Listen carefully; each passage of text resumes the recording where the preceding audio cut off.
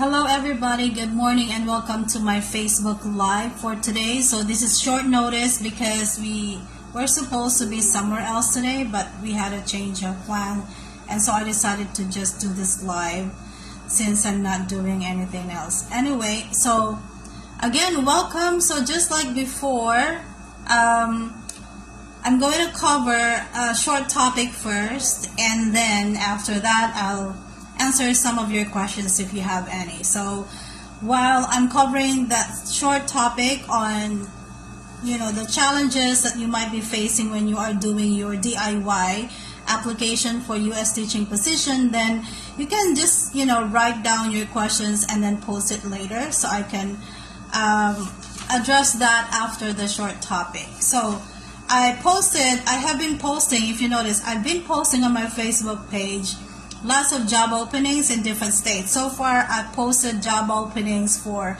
Arizona, New Mexico, Texas, Florida, and North Carolina. So I will continue to post whenever I have the time to do that.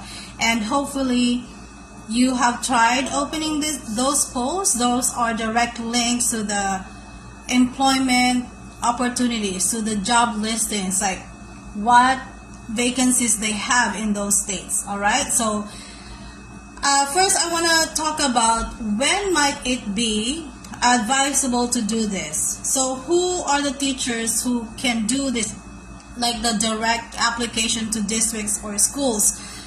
First, the application is to the district, not really to the schools. But if you're applying directly to private schools, then that's directly applying to the school. But if you are applying for a position in the public school in the US, which is actually a preferred school, because public schools are generally paying more than private schools and charter schools, so that's where you want to go first. So when you apply, you're actually applying to districts, and there are so many school districts in the US per state.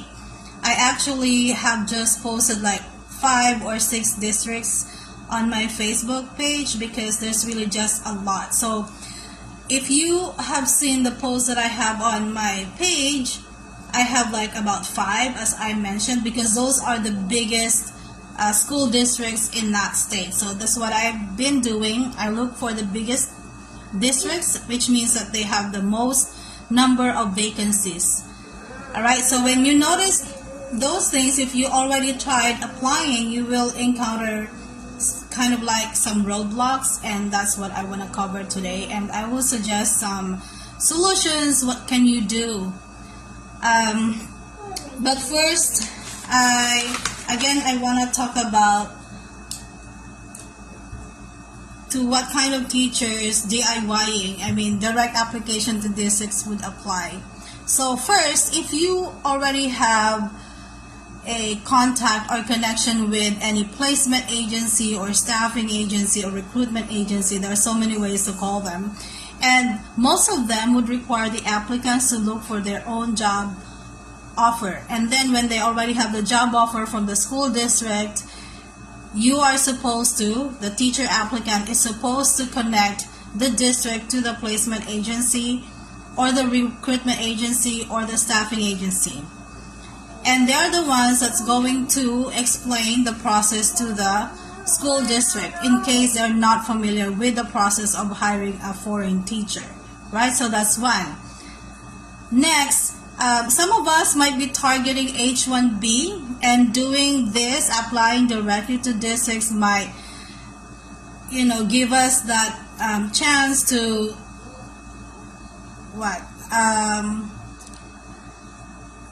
kind of like chance upon districts that are offering H-1B, correct? Some of the districts that I posted already, they have a separate application post for foreign teachers, and that's a good thing because it means that that district is actually used to hiring foreign teachers, and they might already have their own immigration lawyer to take care of it. If they have their own immigration lawyer to take care of it, it means that for the most part your application is going to be less costly because the district is going to spend for most of the things. Okay, so if the district does not have their own immigration lawyer, it means that you have to seek out the help of placement agencies or staffing agencies or recruitment agencies that are actually with their own immigration lawyers. Okay, that's why the process of applying, if you go through placement agencies, would be expensive because you also have to pay for the immigration lawyer's fee, correct? Okay, so if you're lucky, you'll be able to find school districts that have their own immigration lawyer that are used to hiring foreign teachers. Next, you can also apply directly to schools if you want to look for vacancies for all of the subject areas. I told you before that if you're applying through the visa sponsors, they already kind of have like their own filter. They will only accept applicants who are teaching the in-demand subject areas, right? Like the SPED, STEM, English, if there's master's degree from the applicant, so those things. But if you go directly to the website of the districts, you will see all of the vacancies there. Drama teacher, theater teacher, agriculture teacher, social studies teacher, basically all of the subject areas. Okay, so meaning if your major is any of the non-in-demand subjects, then that's the best way to go, directly to the districts. Okay, so while I was doing my applications, I noticed some roadblocks that I am sure you will also face. Some of this is not really a problem for me. Like for instance, the first roadblock would be the social security number. In some districts, they would right away ask for the social security number or SSN, right? So what is this SSN? Well, social security number is only for those who are working in the U.S. So for non-citizens, you can have this only if you have the authorization to work in the U.S. from the Department of Homeland Security.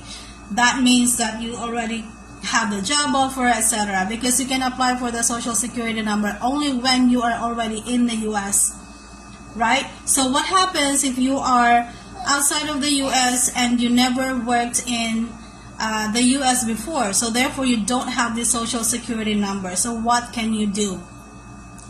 Just early this morning, I saw somebody post because somebody asked about the social security number, and one of the answers was that you can use your TIN or your tax, the tax number. In the Philippines, it's called the TIN or TIN, but in the US, it's the ITN, income tax number, which is also an alternative for the social security number. Okay? Again, the ITN is an alternative to the social security number, but the ITN is also a US number. So I don't really know if you can use your home country tax information number, but since somebody answered that, maybe she already tried it and it worked. Okay, because normally for foreign applicants, if you're already working with visa sponsors or placement agencies, they would assign you a temporary social security number.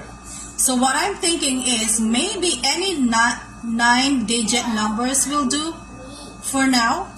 Okay, so might as well be an actual number that you have from your home country.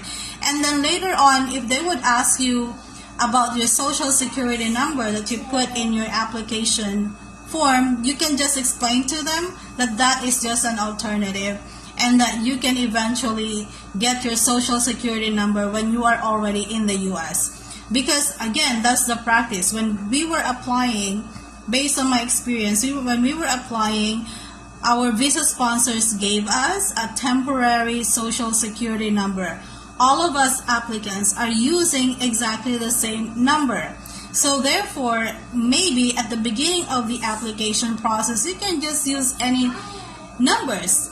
It should be 9 digits because SSN is a 9-digit number. So the first 2 numbers there is the area number. Okay?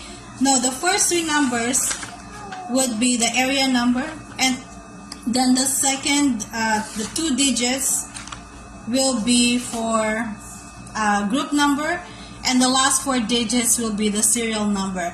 That serial number is the one that is unique to every person who is working in the US, right? So that's why it's usually the digit that they will ask you. If you're filling out any forms, for instance, they will ask you for the last 4 digits of your social security number.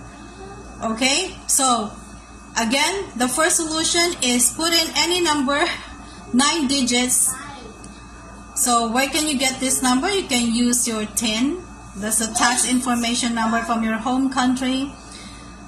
Okay, the next one is if you're already working with a visa sponsor or a placement agency, they will give you a temporary number for this one, right? Because you cannot proceed to the next step if you don't have the social security number for the most part, because it is required. When you apply through the links that I gave you on my page, there are areas that have the red asterisks, which means that those are required information. If you don't have those, you cannot submit your application, and social security number is one of those things. Okay, the next problem that you might be encountering while you are applying would be information on the state, correct? Because you're always asked to put in your address, and then obviously there's no state that you can choose from. Most of these districts, they have an option for foreign applicants. So look for that one. It says, it would either say other, okay?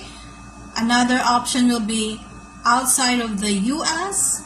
There's also an option that says ZZ, okay? So if you are in that section where you're asked to put in the state where you're supposed to be coming from, it's usually just 2 letters, right?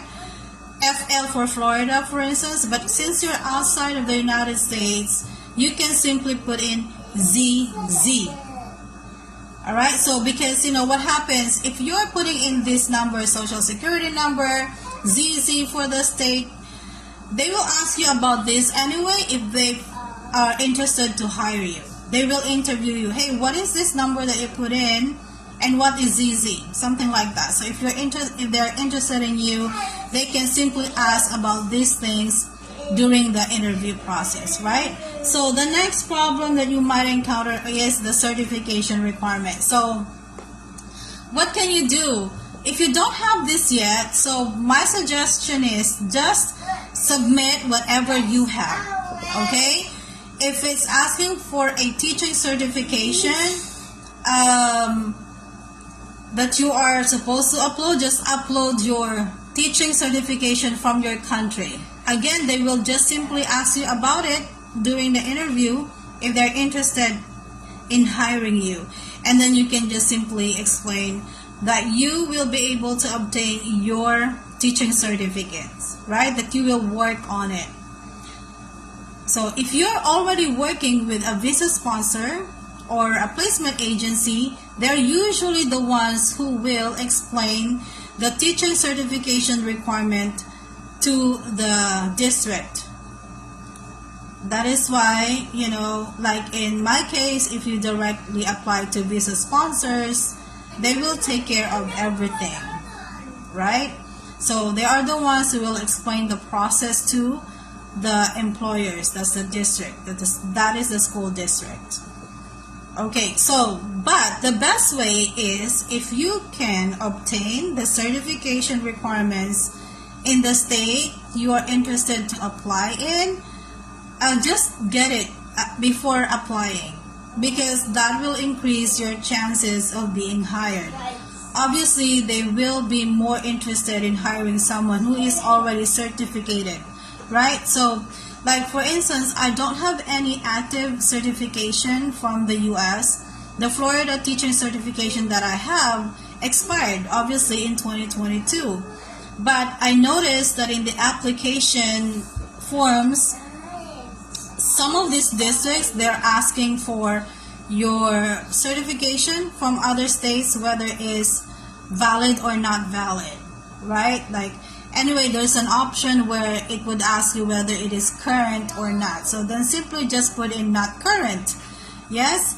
Again, like I said, for all of the information that might look weird to them, they can simply ask you about this during the interview. So the important thing is that you should have at least your transcript of records, your diplomas, right? So I think those are the three roadblocks: the social security number, the state, the certification. So obviously the phone numbers, make sure that you are putting in the country code. So for the Philippines it's +63 and then the rest of your number. If it's not +63, if you put in the number directly, for instance 4072248225, for instance, something like that, they would assume that you are in the US. So if you are outside of the US, make sure to also put in the country code in your phone number, right? So yep. And then it will also, some of them also asks for fingerprinting. So I'm going to post on my Facebook page an information about fingerprinting. So I noticed that Texas is one of those states that is requiring fingerprinting card. Okay, so this is something that you can do online even when you are outside of the United States. So I have friends who already use this. I'm going to ask them about it, and then I'll post the information on my Facebook page. Alright, so I guess I already covered most of the things. So how do you know that foreign teachers are allowed to apply? Right? I told you earlier that there are some districts that actually have a separate job postings for foreign teachers. So this means that for sure they are hiring foreign teachers. But for districts that don't have this separate section for foreign teachers, how do you know that they might be accepting foreign teachers? So in the US they have what they call the non-discrimination, I think the EEO. Okay, so I'm looking at my notes because I wrote something. Okay, give me a moment. Alright, I don't know if you already tried. Again, for those who tried, you might have seen this already. The non-discrimination statement, it says, we provide equal employment opportunities to all employees and applicants for employment without regard to race, color, ancestry, national origin, gender, sexual orientation, marital status, religion, age, disability. I mentioned already gender identity, results of genetic testing, or service in the military. You might also have encountered the EEO section when you're applying. EEO stands for Equal Employment Opportunity, which ensures that everyone is treated fairly in employment decisions, including hiring, promotion, and compensation. Okay, so there was one district where I applied, and there's a section that you can write, that you can post your application letter.